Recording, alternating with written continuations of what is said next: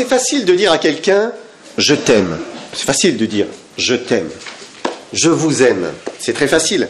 Mais qu'est-ce que l'amour s'il n'est pas démontré d'une manière concrète, d'une manière pratique, par des actes? Finalement, c'est les actions qui montrent la réalité de l'amour. Et ce ne sont pas seulement les paroles. Alors quand on est jeune, on dit à sa bien-aimée « je t'aime ». Ou vice-versa, elle nous dit « je t'aime ». Mais ce n'est pas encore un « je t'aime » qui est éprouvé. C'est-à-dire, ce n'est pas un « je t'aime » qui a fait ses preuves. Parce que c'est ça que ça veut dire, hein. Éprouver, c'est faire ses preuves.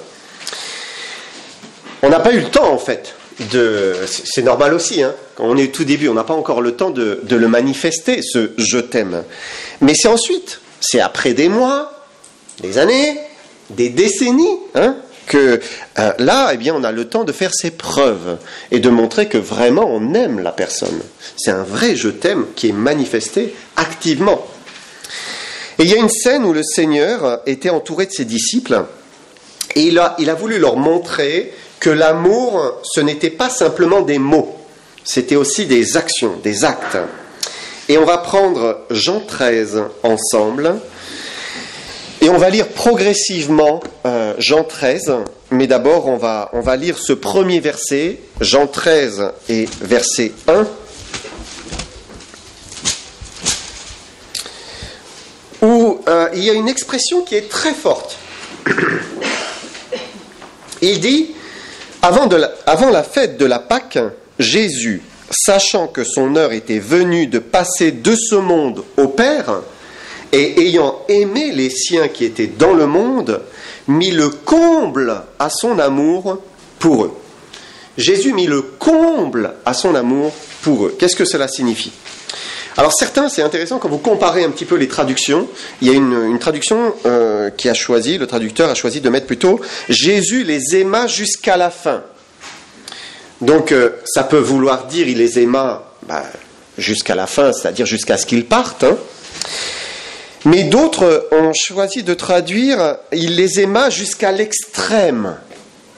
Et là, du coup, les aimer jusqu'à la fin, ça prend la tournure d'aimer jusqu'au bout, en fait, jusqu'au maximum, jusqu'à la fin, jusqu'à l'extrême. Vous voyez ?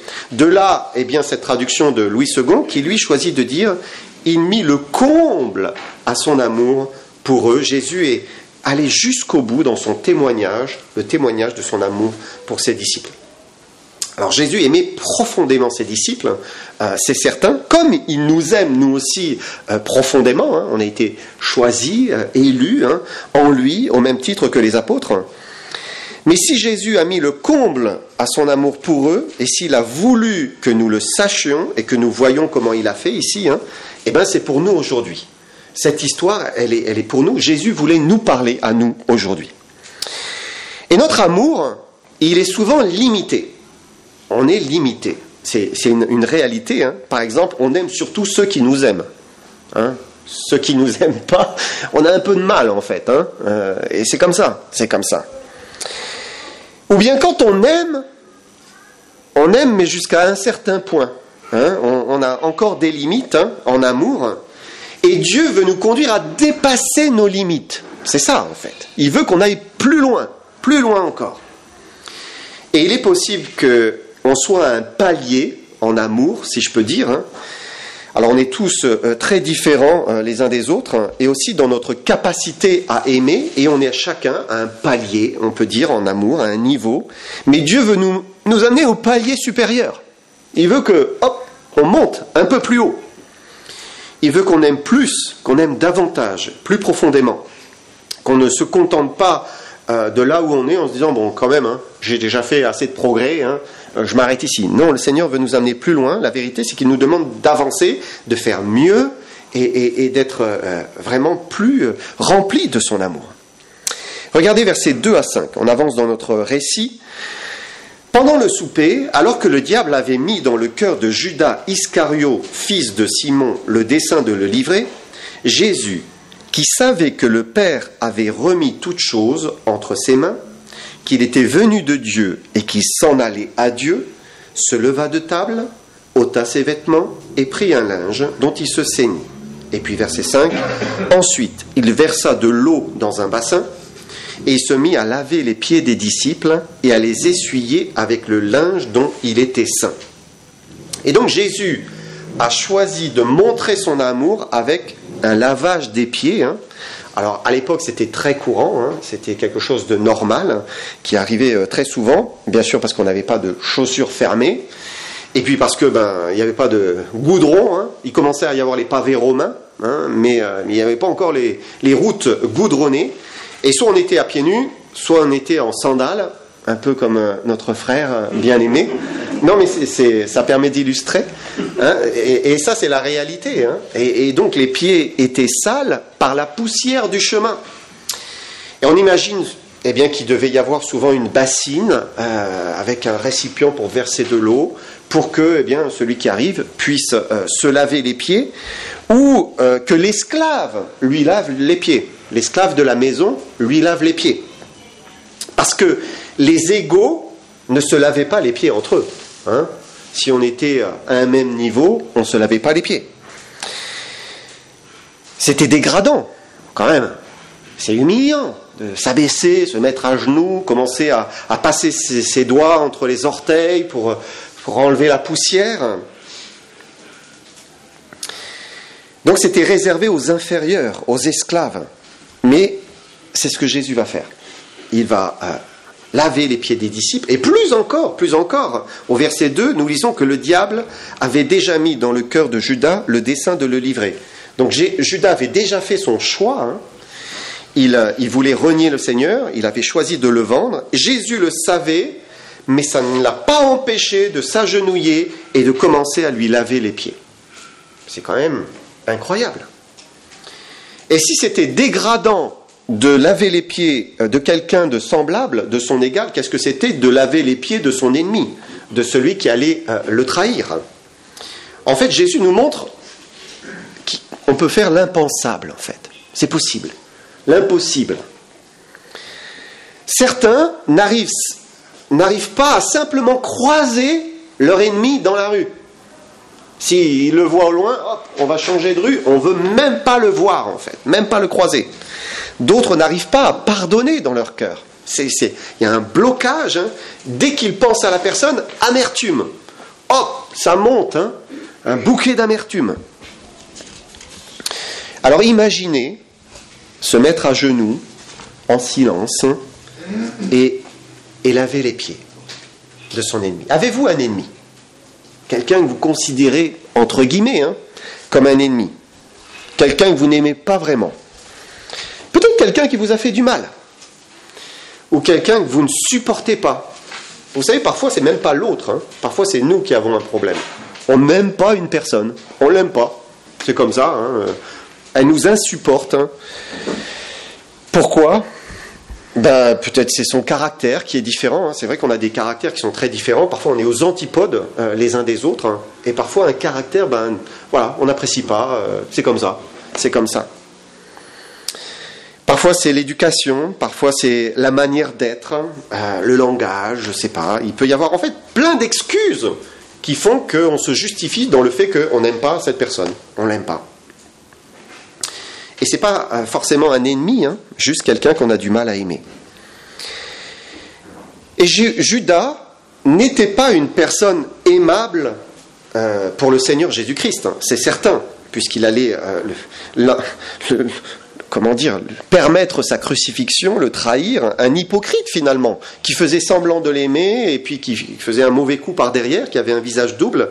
Mais Jésus s'agenouille et lui lave les pieds. Imaginez maintenant, c'est à la personne que vous n'aimez pas que vous faites ça. Vous lui lavez les pieds. Alors Dieu ne nous demande pas de le faire réellement. D'ailleurs, même si vous vouliez le faire, peut-être que la personne dirait non, elle ne voudrait pas, elle ne voudrait pas. Mais ce qui est important, c'est de puiser en Jésus-Christ la force d'aimer et de progresser en amour. Aimer celui ou celle, peut-être avec qui c'est difficile, ou peut-être une personne qui n'est pas aimable. Et je sais parfois que certaines personnes ne sont pas aimables avec nous. on est victime, hein, ça arrive. Parfois on nous parle mal, parfois on nous dévisage, ou on nous ignore. On passe devant nous et hop, on dit même pas bonjour. Hein. Ça blesse, hein, l'ignorance. Hein. Mais si on a Jésus-Christ en nous, on a la force de faire plus que notre ennemi, entre guillemets. On a la force de faire plus. Alors l'autre, parfois, il est sans Christ. Hein. Même, il est démuni, hein, même pour pouvoir aimer et pardonner. Ou pire, il a Jésus-Christ, mais il ne veut pas aimer. Bon, ça aussi, c'est triste. Hein. Mais la question, ce n'est pas ce que fait l'autre. La question, c'est ce que moi, je fais, en fait. Quelle est mon attitude, moi? Qu'est-ce que je vais faire? Comment vais-je réagir? C'est ça qui est important. Jésus savait que Judas allait le trahir. Mais il s'est mis à genoux et il l'a fait. Et c'est ça qui est important. Et si on marche avec Jésus-Christ, alors on a une ressource divine extraordinaire. Et elle nous rend capables de faire l'impensable, capables même de faire du bien à notre ennemi. Et c'est ce que Jésus dit, regardez, Matthieu, on peut garder sa main dans Jean, mais Matthieu 5, 46 à 48.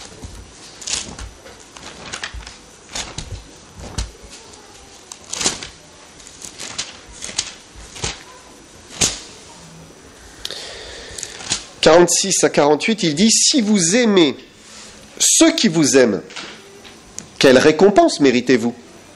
Les publicains n'agissent-ils pas de même? Et si vous saluez seulement vos frères, que faites-vous d'extraordinaire?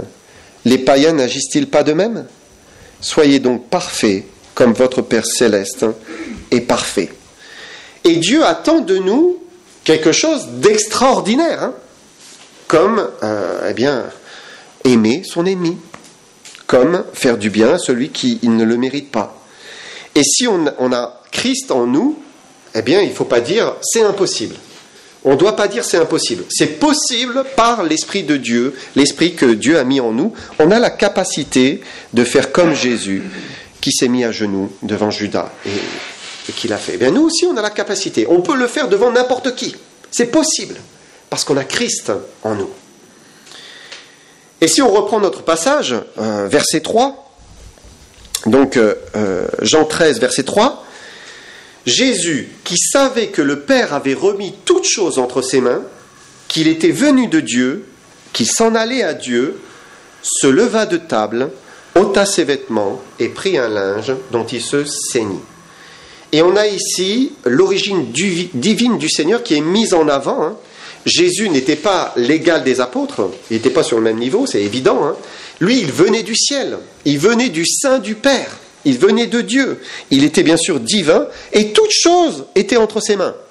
L'univers, toute chose entre ses mains, la création, le monde, l'univers. Jésus avait tout. Ça veut dire qu'il n'y avait rien ni personne qui était au-dessus de lui, à part bien sûr le Père en position. Mais il était avec le Père, hein, au sommet de l'univers. Au sommet. Et il va descendre. Il va s'abaisser. Et il va être comme un serviteur, comme un esclave, et il va laver les pieds de ses disciples. C'est le supérieur qui descend pour laver l'inférieur. Et l'apôtre Pierre, tout de suite, il en a conscience. Hein. Quand il voit le Seigneur faire ça, regardez versets 6 à 9, il vint donc à Simon-Pierre, et Pierre lui dit, « Toi, Seigneur, tu me laves les pieds ?» Jésus lui répondit, « Ce que je fais, tu ne le comprends pas maintenant, mais tu le comprendras bientôt. » Pierre lui dit, « Non, jamais tu ne me laveras les pieds. » Jésus lui répondit, « Si je ne te lave, tu n'auras point de part avec moi. » Et Simon-Pierre dit, « Seigneur, non seulement les pieds, mais encore les mains et la tête. » Et là, le disciple, il a conscience, bien sûr, de la divinité de son Seigneur, et il n'arrive pas à accepter qu'il puisse s'abaisser devant lui et commencer à lui laver les pieds. Pierre se sent mal, parce qu'il sait qu'il est un pécheur. Il est faillible, il est mauvais. Et il entrevoit qui est Jésus. Hein. Comment le saint, le pur, le juste, le parfait va descendre et me laver les pieds? C'est pas possible, Seigneur. Non. Et Jésus ne lui laisse pas le choix. Il n'a pas le choix. Pourquoi? parce qu'il voulait nous enseigner une vérité qui est précieuse pour nous aujourd'hui. On va lire les versets 10 et 11. Jésus lui dit, « Celui qui est baigné n'a besoin que de se laver les pieds pour être entièrement pur. Et vous êtes purs, mais non pas tous. Car il connaissait celui qui allait le livrer. C'est pourquoi il dit, « Vous n'êtes pas tous purs. » Et si Pierre sait qu'il est un pécheur, Jésus lui dit, « Vous êtes purs. » Il lui dit, « Tu es pur, Pierre, tu es pur. » Et on le sait, les disciples n'avaient pas encore été lavés par le sang de l'agneau, puisque Jésus-Christ n'était pas encore mort, il n'avait pas encore versé son sang pour les purifier, mais pourtant, il les considère déjà comme purifiés. En fait, c'est par anticipation qu'il dit, « Vous êtes purs, tu es pur, Pierre. » Jésus les voit déjà saints, purs, parfaits. Pourquoi ? Parce que c'est la foi qui sauve. C'est comme Abraham. Sa foi lui fut imputée à justice. C'est la foi qui sauve. Et ces disciples-là, eh bien, ils avaient foi. Bien sûr, c'était une foi chancelante, une foi bien faible, souvent vacillante, mais ils croyaient que Jésus venait de Dieu, qu'il était le Fils de Dieu, qu'il était le Messie. Alors, eh bien, ils étaient déjà purs dans le Seigneur. Et Jésus fait la différence entre les 11 et puis Judas, qui lui n'avait pas cette foi, il n'avait pas cette confiance, il ne croyait pas, il n'avait pas cet amour pour le Messie qui s'était révélé. Alors, eh bien, Judas n'était pas déjà purifié par anticipation par le sang de Jésus. Et non, il n'avait pas reçu la justice, parce qu'ils n'avaient pas fait le choix d'aimer, de suivre Jésus-Christ, alors que les autres, eux, eh bien, avaient fait ce choix. Maintenant, si Jésus dit que celui qui est baigné n'a besoin que de se laver les pieds pour être entièrement pur, c'est que le croyant se salit dans sa marche ici-bas. On ne cesse pas de se salir, même si on est purifié par le sang de l'agneau. La réalité, c'est que la poussière du chemin, elle reste collée à nos pieds. Ça veut dire, bien, nous tombons, nous chutons, et un péché ici, et un autre ici, une mauvaise attitude là, une parole qui n'aurait pas dû sortir ici. Ça, c'est la réalité, Jean dit, si nous disons que nous n'avons pas de péché, nous nous séduisons nous-mêmes, et la vérité n'est point en nous. Donc le croyant, il sait, voilà, il est un pécheur, il se salit avec cette poussière, mais Jésus nous fait la grâce de s'agenouiller pour nous laver les pieds. C'est ce qu'il a fait pour ses disciples et c'est ce qu'il fait pour nous. Il est mort pour nous donner cette pureté, cette sainteté et nous libérer de la condamnation du péché. Mais maintenant, il continue, entre guillemets, à s'agenouiller pour nous et à nous laver de la poussière du chemin, sans cesse. Si nous confessons nos péchés, il est fidèle et juste pour nous les pardonner et nous purifier de toute iniquité. Et il recommence. Et chaque fois qu'on revient, eh bien, il nous relave les pieds. Et encore, pour qu'on reste pur. Jésus nous fait la grâce de s'agenouiller pour nous laver les pieds. Mais il faut aller sans cesse au Seigneur. Il ne faut pas laisser ses pieds sales. Sans cesse, je reviens, et dès que c'est un peu sale, tout de suite, Seigneur, s'il te plaît, pardonne-moi, purifie-moi. Versets 12 à 15. Après qu'il leur eut lavé les pieds et qu'il eut pris ses vêtements, il se remit à table et leur dit, « Comprenez-vous ce que je vous ai fait ? Vous m'appelez Maître et Seigneur et vous dites bien, car je le suis. Si donc je vous ai lavé les pieds, moi, le Seigneur et le Maître, vous devez aussi vous laver les pieds les uns aux autres. Car je vous ai donné un exemple afin que vous fassiez comme je vous ai fait. » Ce que Jésus a fait, aucun maître, aucun seigneur humain de l'époque l'aurait fait. C'était inconcevable de prendre cette position. Et je pense que ça nous révèle encore l'origine divine du Seigneur. Il n'y a que Dieu qui était capable de faire une chose pareille. Que Dieu qui en était capable. Le maître de l'univers s'est abaissé pour leur laver les pieds. Mais pourquoi ? Eh bien, il le dit. Il dit, c'est pour nous donner un exemple. L'exemple suprême. Si lui, si grand, si élevé, a pu descendre si bas pour faire une chose pareille, Alors il dit, vous devez vous laver les pieds les uns aux autres. C'est ce qu'il nous dit. Est-ce que ça veut dire qu'il faut qu'on commence des réunions de lavage des pieds? Alors peut-être ça va faire sourire certains, mais ça existe. Hein? Il y a des assemblées, même j'ai lu certaines assemblées baptistes même, des pentecôtistes, des anglicans, des orthodoxes, bien sûr les catholiques, ils ont le jeudi saint, même le pape y a pris part, il a lavé les pieds de personnes incarcérées, de la mafia italienne. Mais l'important, c'est bien sûr, c'est pas le geste en lui-même, mais c'est surtout de comprendre ce que cela signifie et d'agir dans cet esprit vis-à-vis des autres. C'est quoi? C'est un esprit de service, un esprit d'humilité, un esprit qui va descendre, qui est prêt à servir même celui, entre guillemets, on peut considérer comme inférieur, même si ce n'est pas la réalité. On est égaux, mais on va le considérer comme inférieur. C'est peut-être pas clairement dit, mais peut-être à cause de l'âge, parce qu'on a plus d'âge, à cause de la connaissance, de l'expérience, de l'éducation. Enfin voilà, on peut trouver plein de sujets, mais le Seigneur dit non, descendez, donnez-vous, aimez. À mon sens, c'est ce qu'on fait quand on nettoie les toilettes de l'église. Voilà, on le fait pas spécialement pour soi, on le fait pour les autres. Mais on descend. On fait une tâche ingrate. Certains ne veulent même pas y toucher. Ils ne veulent même pas y toucher. C'est ce qu'on fait encore quand on donne de son temps, qu'on donne de son attention, qu'on donne de son écoute à son frère, à sa sœur, aux plus petits de ses frères aussi, aux plus insignifiants. C'est ce qu'on fait quand on accepte vraiment de servir, de rendre service, de donner, sans rien attendre. C'est ce qu'on fait quand on fait du bien, quand peut-être on nous a fait du mal. C'est ce qu'on fait. On descend. Et on n'a pas besoin de se laver les pieds physiquement pour se laver les pieds spirituellement. Ça, c'est une réalité. Tous les jours, on peut le faire si on est attentif à l'autre.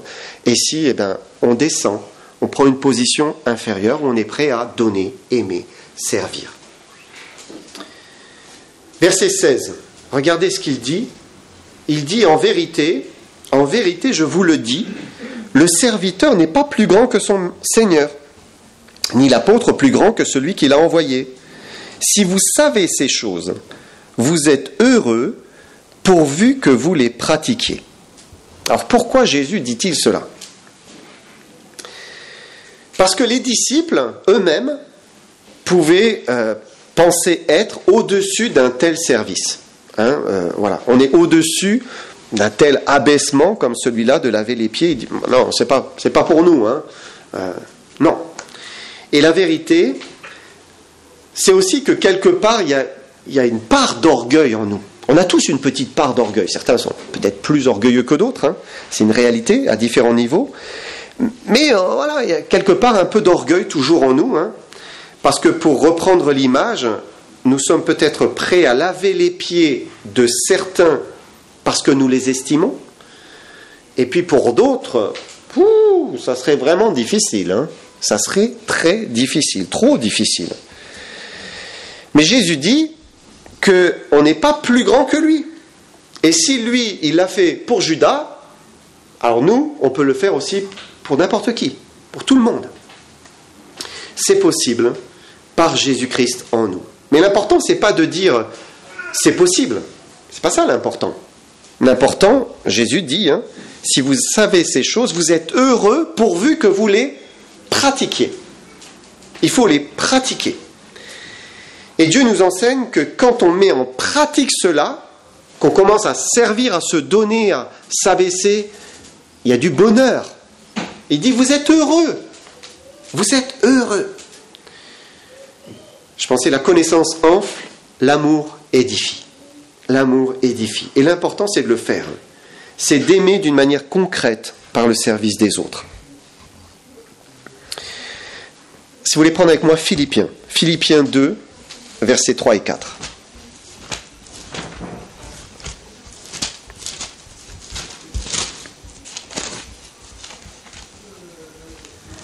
« 3 et 4, il dit « Ne faites rien par esprit de parti ou par vaine gloire, mais que l'humilité vous fasse regarder les autres comme étant au-dessus de vous-même. Que chacun de vous, au lieu de considérer ses propres intérêts, considère aussi ceux des autres. » Donc ça reprend ce que Jésus nous enseigne, l'humilité par le service des autres, de l'autre. Et tout le passage ici de Philippiens, eh bien, va dans cette direction. Et juste après, ça nous parle justement de l'exemple de Jésus. Regardez, Philippiens 2, 5, on lit la suite. « Ayez en vous les sentiments qui étaient en Jésus-Christ. Existant en forme de Dieu, il n'a point regardé son égalité avec Dieu comme une proie arrachée, mais il s'est dépouillé lui-même en prenant une forme de serviteur, en devenant semblable aux hommes. Et il a paru comme un vrai homme. Il s'est humilié lui-même, se rendant obéissant jusqu'à la mort même, jusqu'à la mort de la croix. » Et Jésus dit, enfin la parole de Dieu nous dit, c'est Paul, « Ayez en vous ces sentiments-là. » Recherchez ces sentiments-là. Adoptez ces sentiments-là. Sentiments d'humilité, de service, de serviteur. Ces sentiments qui ne cherchent pas à s'élever, mais à s'abaisser pour servir les autres. Et Jésus était Dieu dans le ciel, et le texte nous dit qu'il n'a pas regardé ses droits comme une proie arrachée, comme quelque chose qu'il voulait garder absolument pour lui, le fait qu'il était Dieu dans le ciel, dominant sur tout. Non, il a accepté de lâcher et de donner, et de descendre, et de devenir un serviteur. Pourquoi faire ? Pour nous enseigner à le faire les uns pour les autres. Et ce qui est difficile pour nous, et c'est normal, c'est que souvent on voit l'homme. Ça c'est une réalité. On voit la chair qui peut être et qui est derrière l'autre. Parce que peut-être qu'il y a une blessure du passé, parce qu'il y a une chute visible, évidente, parce qu'il y a une faiblesse. Et donc quand on regarde la personne, eh bien on voit l'homme, on voit la femme, on voit la chair, on voit la faiblesse en fait. Et c'est difficile de s'abaisser devant l'homme dans ce cas-là. Mais Jésus ne tient pas compte de cela lorsqu'il nous encourage à nous mettre à genoux devant nos frères et sœurs. Encore une fois, puisqu'il l'a fait devant Judas, alors on peut aussi le faire devant les autres. Et Judas a reçu le même traitement que les autres, la même attention, la même bonté du Seigneur. Alors, eh bien, chacun mérite de recevoir le même amour, de la même manière, qu'importe son passé, qu'importe son niveau de sainteté, qu'importe ses attitudes, parfois aussi. Judas est reparti avec les pieds propres. Et tous devraient repartir avec les pieds propres, parce qu'on leur fait du bien, parce qu'on les sert. Même si, bien sûr, le Seigneur fait quand même une différence entre Judas et les 11. D'ailleurs, on le voit aussi au verset 18, suivant. Jean 13, verset 18. « Ce n'est pas de vous tous que je parle. Je connais ceux que j'ai choisis. Mais il faut que l'Écriture s'accomplisse. Celui qui mange avec moi le pain a levé son talon contre moi. Dès à présent, je vous le dis, avant que la chose arrive, afin que, lorsqu'elle arrivera, vous croyez que je suis. » Et parfois même, quelqu'un à qui on a fait du bien a levé le talon contre nous. Ça arrive. Et Jésus savait que Judas avait de mauvaises intentions, mais pourtant il l'a fait. Et on ne peut pas dire qu'il a regretté de laver les pieds de Judas, puisqu'il le savait. Donc voilà, il n'y a pas de regret, il l'a fait quand même. Et c'est incroyable de laver les pieds de quelqu'un dont on sait il va nous faire du mal. Difficile, Et il l'a fait. Et c'est ce que le Seigneur nous commande, de toujours faire du bien, même s'il n'y a pas forcément de reconnaissance, même si potentiellement la personne pourrait nous faire un mauvais coup, eh bien, lui faire du bien quand même. Être parfait, comme votre Père Céleste est parfait. Verset 20.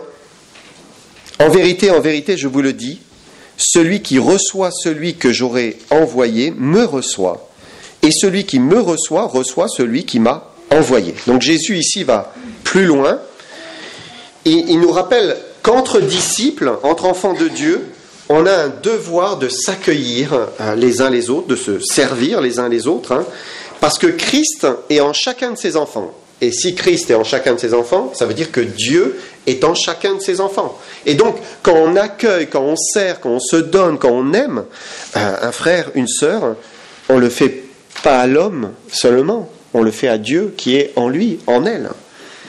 Et c'est surtout ça qui est important, c'est que Dieu habite dans le cœur de chacun et on ne doit jamais rien regretter.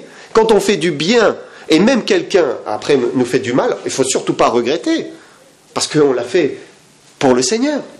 Et donc, voilà, je regrette rien. On ne regrette rien, jamais. C'est ce qu'on doit retenir. Quand on fait quelque chose à un frère, à une sœur, on le fait à Dieu. On les honore, on les sert, on est en train d'honorer le Père, on est en train d'honorer le Fils.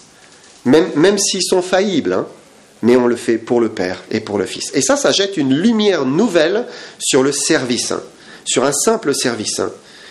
Et c'est comme cela qu'on devrait regarder chaque service que nous rendons à nos frères et sœurs. Est-ce qu'on leur lave les pieds? Est-ce qu'on est prêt à les servir, leur faire du bien? Concrètement, qu'est-ce qu'on fait pour les autres? Qu'est-ce qu'on est prêt à faire pour les autres? Quel don, quel sacrifice? J'aimerais juste terminer avec Jean 13, 13. Jésus dit, « Vous m'appelez Maître et Seigneur, et vous dites bien, car je le suis. Si donc je vous ai lavé les pieds, moi le Seigneur et le Maître, vous devez aussi vous laver les pieds les uns aux autres, car je vous ai donné un exemple, afin que vous fassiez comme je vous ai fait. » Voilà, que le Seigneur vous bénisse. Je vais laisser François